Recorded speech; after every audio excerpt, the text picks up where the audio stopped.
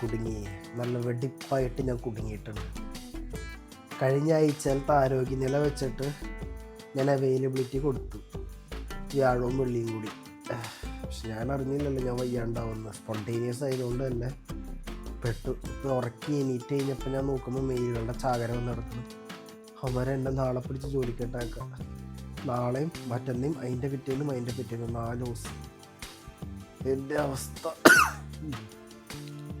കണ്ടു തന്നെ അറിയണം എന്താകുന്നു. ഇതിൽ വലിയ മാറ്റമൊന്നും ഞാൻ കാണാനുള്ള.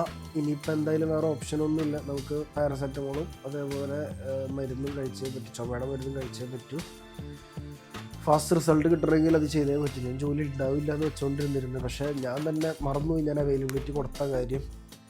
ആകെ മൊത്തത്തിൽ തേഞ്ഞ് പെടുകയും ചെയ്തു, ലൂസാവാൻ പറ്റാത്ത അവസ്ഥ. എന്തുകൊണ്ട് ഞാൻ മുടങ്ങി എന്ത് പ്രശ്നമായാലും പോകുന്നു എന്ന് വെച്ച് കഴിഞ്ഞാൽ ഇത്രയും വർഷമായിട്ട് ഞാനവിടെ ലീവ് എടുത്തിട്ടില്ല. എനിക്കെന്തോ ലീവ് എടുക്കാൻ എൻ്റെ മനസ്സ് സമ്മതിക്കില്ല. ഞാൻ അവൈലബിലിറ്റി കൊടുത്താൽ എത്ര മോശം സിറ്റുവേഷൻ ആയാലും ഞാൻ എങ്ങനെയും എത്താറുണ്ട്.